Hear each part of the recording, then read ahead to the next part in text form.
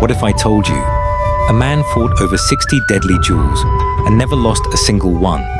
No army, no backup, just one sword and a mind sharper than steel. This is the story of Miyamoto Musashi, the most feared samurai in Japanese history. But here's the twist. He didn't fight like a samurai. He broke every rule. And that's why no one could defeat him. Japan, late 1500s, a land drowning in war. This was the era of Sengoku period, where survival meant killing before being killed. In a small village, a boy was born, different. His name was Musashi. No royal blood, no noble upbringing, just raw anger and a burning instinct to survive. From a young age, he was wild, aggressive, uncontrollable. While other children played, Musashi learned one thing: how to fight. At just 13 years old, Musashi stepped into his first duel. His opponent, a fully grown samurai, trained, experienced, deadly. The village gathered, expecting a quick death. But Musashi didn't fight with honor. He fought like a beast. No elegance, no technique, just pure aggression. And within moments, the samurai was dead. A child had killed a warrior. That day, something changed. Musashi realized strength wasn't about tradition. It was about winning. After that fight, Musashi didn't stop. He left home, alone. No master, no school. He became a ronin, a masterless samurai. He traveled across Japan, challenging anyone brave enough to face him. And one by one, they all fell.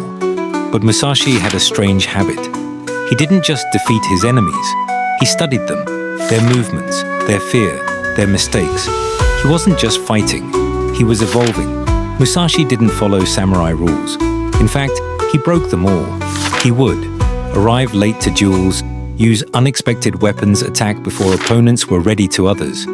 It was dishonorable. To Musashi, it was strategy. Because in real combat, there are no rules, only survival. And this mindset made him unstoppable. Word spread quickly across Japan.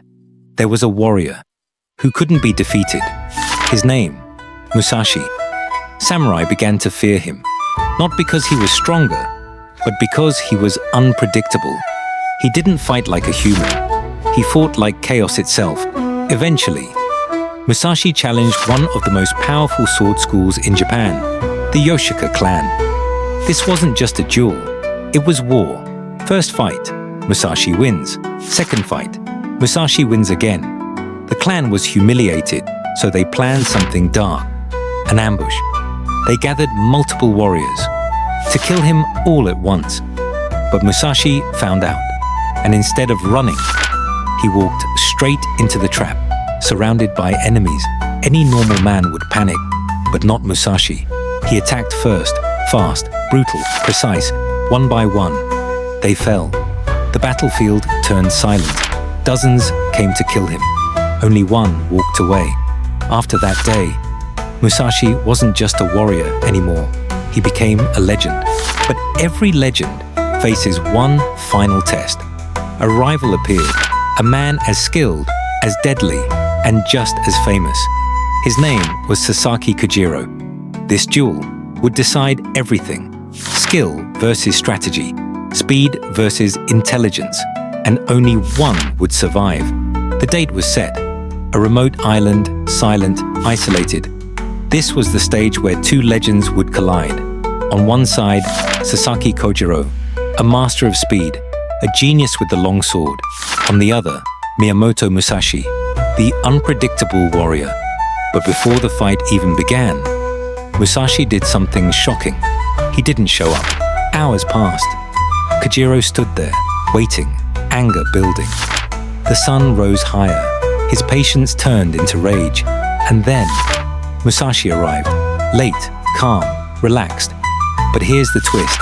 He wasn't even carrying a real sword. Instead, he held a wooden blade carved from a boat oar. Everyone watching was stunned.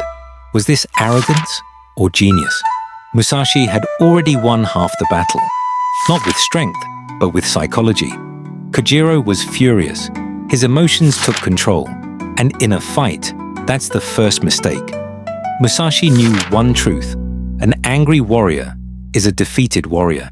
The duel began. Kojiro attacked first, fast, precise, deadly. His blade cut through the air like lightning. But Musashi didn't panic. He waited, watched, and in one perfect moment, he struck. A single blow, clean, brutal, final.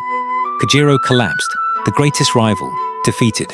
And just like that, Musashi proved something no one could deny. Strategy beats speed, mind beats muscle. After the victory, Musashi didn't celebrate. No pride, no emotion. He simply walked away. Because for him, this was never about fame. It was about mastery. He had conquered his enemies. Now he wanted to conquer himself. Musashi disappeared from the battlefield. Years passed, and the man who once lived for combat now searched for meaning. He meditated, he painted, he wrote, and during this time, he created something legendary, the Book of Five Rings, a guide not just for fighting, but for life. In his book, Musashi revealed his secrets. Don't depend on one weapon. Stay calm in chaos. Control your emotions. Think beyond the battlefield. His teachings weren't just for samurai. They were for anyone who wanted to win in life. Because Musashi believed the real battle is inside your mind. Over his lifetime, Musashi fought more than 60 duels and lost 0. No warrior in history achieved this level of dominance. He wasn't just strong, he was different. In his final years, Musashi lived in isolation, far from war, far from noise. He spent his last days writing, reflecting, preparing for death. And when the time came, he faced it the same way he faced every battle, calm, fearless, ready.